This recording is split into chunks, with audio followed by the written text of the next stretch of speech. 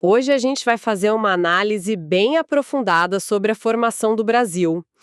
E a nossa missão aqui vai muito além daquelas datas e nomes que a gente decorava para a prova, sabe?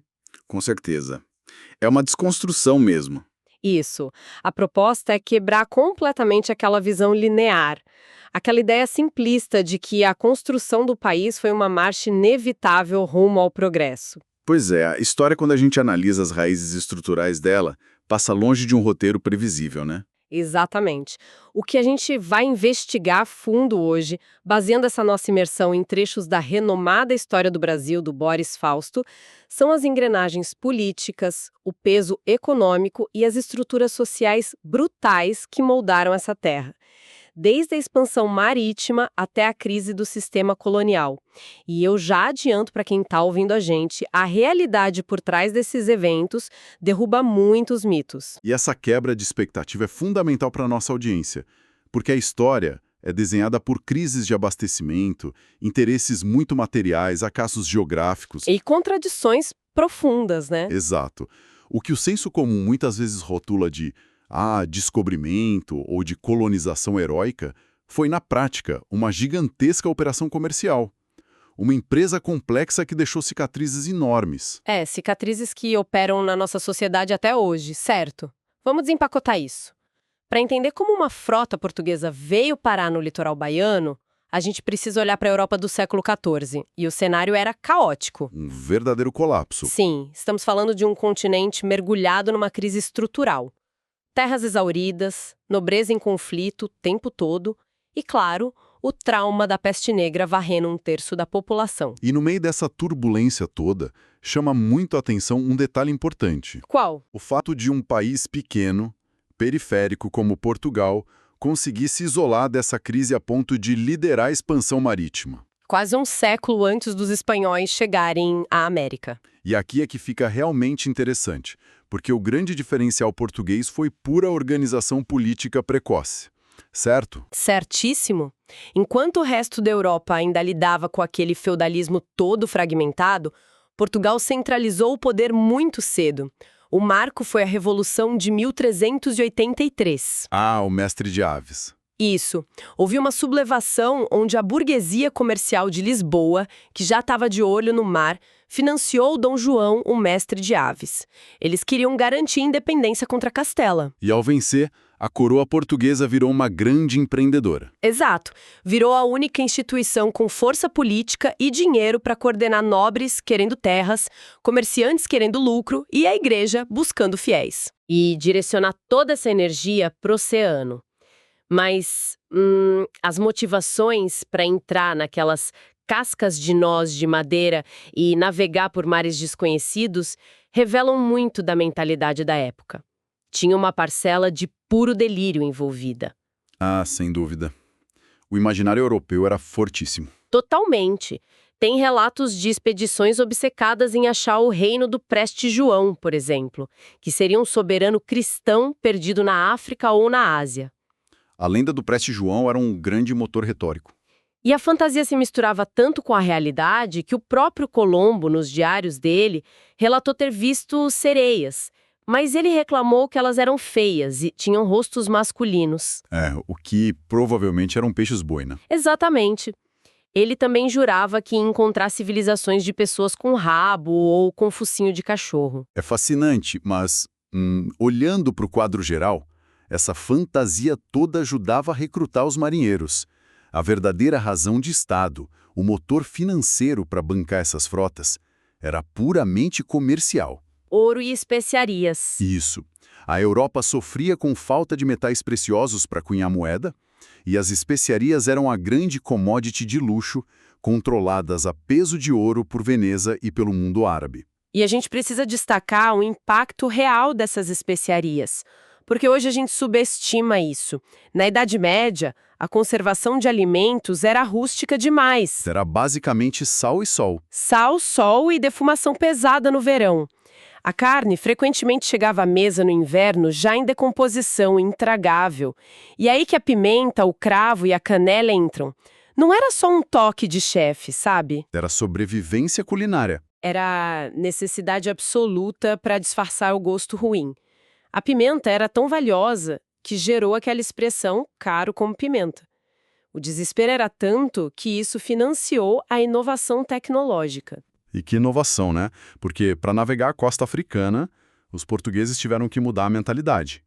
Abandonar aquele critério de autoridade, de só acreditar nos velhos livros medievais. E adotar a experiência prática, o empirismo. Exato. Observar os ventos, as correntes, foi isso que gerou a caravela. Um barco genial para a época, de pequeno calado que podia entrar em rios e chegar perto da costa sem encalhar. E foi essa tecnologia, né, que trouxe a Esquadra do Cabral para o Brasil em 1500. 13 navios, uma frota monumental, mas a decepção deles foi quase imediata. Total. Eles iam para a Índia, chegaram aqui e cadê o ouro? Cadê as especiarias? Nada. Apelidaram de Terra dos Papagaios. E nas primeiras décadas a exploração foi minimalista. Só aquelas feitorias na costa para escambo de pau-brasil. E usando o trabalho coletivo indígena. O que nos leva a olhar para quem já estava aqui. A gente está falando de 2 a 5 milhões de pessoas. Uma população imensa. Tupis-guaranis no litoral, os tapuias mais para o interior. Isso. E o texto do Boris Fausto faz questão de tirar aquela visão romantizada. Eles não eram ambientalistas intuitivos modernos. A técnica da coivara, né? Exatamente. Eles derrubavam e queimavam trechos de mata para plantar. Quando o solo esgotava, a aldeia toda migrava. Era adaptada ao ambiente, mas exigia muita mobilidade. E o choque desse primeiro contato foi muito louco. O fascínio foi ambíguo. Os europeus chegando cheios de roupas, barbas, cruzes. Muitos indígenas acharam que eles eram grandes xamãs, pajés poderosos. Só que o resultado prático desse encontro foi uma catástrofe demográfica sem precedentes. Maior do que as próprias guerras de conquista, Muito certo? maior. Foi um colapso biológico. Doenças como varíola, sarampo, gripe. Os nativos não tinham memória imunológica. Só entre 1562 e 1563, 60 mil indígenas mortos. mais de 60 mil, em questão de meses.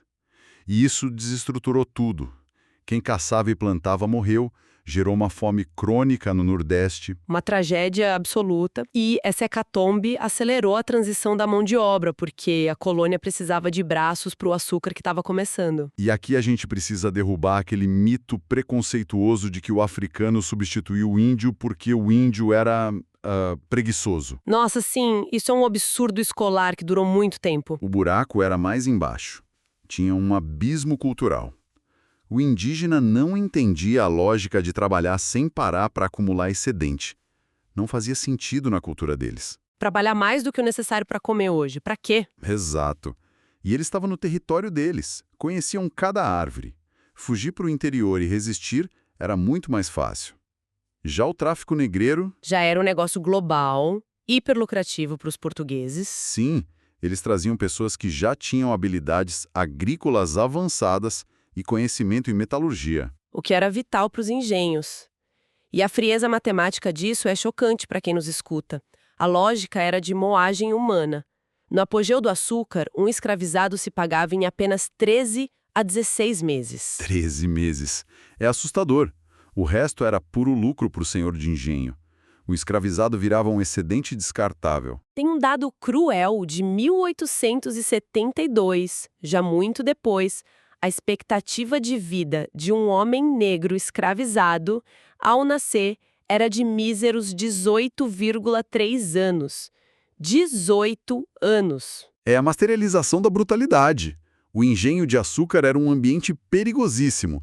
Caldeiras fervendo, moendas pesadas esmagando cana dia e noite. E o Boris Fausto traz um detalhe no texto que ilustra perfeitamente essa coisificação da vida humana. A presença de um pé de cabra e uma machadinha do lado da moenda. Aí esse detalhe é terrível. Se um trabalhador exausto prendesse o braço nos tambores giratórios, a machadinha não era para quebrar a máquina. Era para amputar o braço da pessoa ali mesmo. Para salvar a máquina. Para a máquina não parar. O corpo humano valia menos que o tempo de produção do açúcar. E diante de tanta violência, é vital lembrar que nunca houve aceitação passiva. A passividade é outro mito gigantesco. Quilombo dos Palmares que o diga, né? Com certeza. O sistema escravocrata viveu em guerra crônica, assassinatos de feitores, quebra de ferramentas. Palmares resistiu por quase 100 anos, derrotando expedições holandesas e portuguesas. Impressionante. E pensando em como essa engrenagem toda se mantinha institucionalmente, a gente entra no mercantilismo, né? O famoso exclusivo colonial. A regra de ouro. A colônia só servia para enriquecer a metrópole. O Brasil não podia ter concorrência, não podia ter economia autônoma. Vendia barato para Portugal e comprava caro deles. Mas tem uma análise política muito profunda aqui sobre o Estado patrimonialista. Esse conceito é chave. No absolutismo, não tinha separação entre o que era público e o que era do rei. Tudo era dele. E no Brasil, as famílias ricas da colônia, os senhores de engenho, penetravam no Estado. Não para prestar serviço público, mas para tirar vantagem, pegar isenção de imposto, obter sesmarias gigantescas. Exatamente, a burocracia era capturada. A célebre frase resume tudo. Para os amigos tudo, para os inimigos a lei. A lei não era impessoal. Era só uma ferramenta para punir adversário e distribuir favor para os leais. E a igreja estava no meio desse bolo também, através do padroado real. O padroado era a subordinação da igreja à coroa. O rei recolhia o dízimo e, em troca, pagava o padre e nomeava os bispos. A igreja era quase um departamento do Estado português. Com exceção dos jesuítas. Os jesuítas tinham autonomia, terras próprias e o monopólio da catequese indígena. E isso ainda ia dar um conflito enorme. Que a gente já vai chegar lá. Mas antes, essa riqueza do açúcar atraiu os holandeses. Eles invadiram o Nordeste. Eles já lucravam refinando açúcar na Europa, né? Decidiram cortar o intermediário. E a passagem do Maurício de Nassau pelo Recife foi marcante. Construiu a cidade Maurícia, pontes, e teve até uma tolerância religiosa em comum, permitindo sinagogas. Só que a Companhia das Índias Ocidentais faliu, e a expulsão dos holandeses foi financiada pelo próprio açúcar pernambucano. O que gerou aquele sentimento nativista forte, né? Exato. A elite local percebeu a própria força. Agora, enquanto o Nordeste fervia com açúcar e invasões, a gente olha para o interior de São Paulo. E aqui, gente, a gente precisa derrubar o mito dos bandeirantes. O mito paulista. A gente tem estátuas imensas, como a do Borba Gato, imagens de heróis civilizadores de botas pesadas e armaduras brilhantes desbravando o país. Mas o que isso significa de verdade? Significa uma baita de uma invenção histórica. A documentação mostra uma sociedade rústica. A capitania de São Vicente era paupérrima. Eles nem falavam português direito nas ruas, né? Falavam a língua geral, o Niengatu, derivada do tupi. Eram mamelucos e não marchavam de armadura. Marchavam descalços por milhares de quilômetros. E o objetivo não era pesquisa geográfica. De jeito nenhum. O objetivo era caçar e escravizar indígenas. Atacavam até as missões dos jesuítas para roubar os índios que já estavam treinados na agricultura. E foi nessas andanças violentas que eles esbarraram no ouro, no final do século XVII, em Minas Gerais. A febre do ouro mudou o eixo do Brasil. O Nordeste perdeu a hegemonia. O Rio de Janeiro virou a capital em 1763 para escoar essa riqueza. Mas a corrida do ouro foi um caos absoluto. Foi um paradoxo terrível. A inflação disparou tanto que teve gente morrendo de fome com os bolsos cheios de ouro. Porque ninguém queria plantar feijão, todo mundo só queria garimpar. Exato. E quando a coisa estabilizou, a coroa portuguesa caiu matando com impostos ferozes. O temido quinto, 20% de tudo era do rei. E quando a galera começou a contrabandear, a coroa inventou a captação. Que era cobrar por cabeça de escravizado, achando ouro ou não. Eles ficaram tão paranoicos que expulsaram os ouros da região. Expulsaram até ordens de frades por suspeita de que eles escondiam pó de ouro nos Santos do Pau Oco. E tem mais um mito aqui. A ilusão da riqueza. Sim, quem vai a Ouro Preto hoje vê aquele barroco todo, o ouro nas igrejas, e acha que todo mundo era rico. Mas a documentação revela que a maioria esmagadora da sociedade mineira era muito pobre, e a base continuava sendo o africano escravizado, morrendo em galerias alagadas e escuras. E esse esgotamento do ouro nos leva direto para as reformas de Pombal, já no século XVIII. A Europa estava mudando, Revolução Industrial na Inglaterra, Iluminismo na França. E Portugal estava ficando muito para trás, preso no modelo agrário. Aí entra o Marquês de Pombal com mão de ferro para tentar salvar a economia portuguesa. Ele assumiu com poderes ditatoriais, criou companhias de comércio, confiscou bens, mas o lance mais violento dele foi cultural e político. A expulsão dos jesuítas em 1759. Isso. Ele via a autonomia dos jesuítas como uma ameaça ao Estado. Ele baniu a ordem, fechou os colégios e chegou a queimar bibliotecas inteiras em praça pública. O que escancara uma coisa assustadora para quem nos ouve: o pavor que a coroa tinha de uma elite pensante no Brasil. O contraste com a América Espanhola é gritante. Lá eles tinham universidades desde o século XVI. E aqui no Brasil colonial era terminantemente proibido ter universidade, proibido ter imprensa, não podia imprimir nenhum panfleto. O projeto era manter a colônia politicamente acéfala.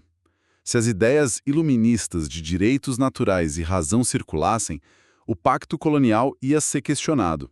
A escravidão ia ser questionada. E a gente percebe como esses recortes da história importam. Para quem está acompanhando a nossa imersão, entender a origem do latifúndio, entender a escravidão como base econômica e essa confusão entre espaço público e interesse privado do patrimonialismo. É essencial para entender o Brasil contemporâneo. Totalmente essencial. E para fechar, eu acho que tem uma reflexão muito forte para a gente deixar no ar hoje. Sim, levando em conta tudo isso que a gente conversou.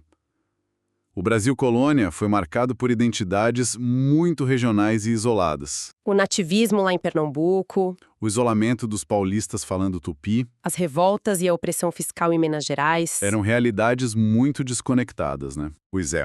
Então a questão instigante que fica para nossa audiência refletir é: em que momento exato esses diferentes colonos, todos oprimidos e explorados em suas regiões, começaram realmente a olhar uns para os outros e se reconhecer como brasileiros? Nossa, essa é a pergunta de $1 milhão. Fica o convite para todo mundo molar sobre isso. Como e quando nasce esse sentimento verdadeiro de pertencer a uma nação, depois de tantos séculos de exploração fragmentada? Obrigado por nos acompanhar em mais esse mergulho profundo. Até a próxima! Se esse resumo te ajudou a entender melhor o livro, deixa o like, isso fortalece muito o canal. Se inscreve também para continuar acompanhando resumos que transformam livros em ideias claras. E lembra, na descrição do vídeo tem os links para acessar ou comprar o livro caso você queira se aprofundar. A gente se vê no próximo vídeo.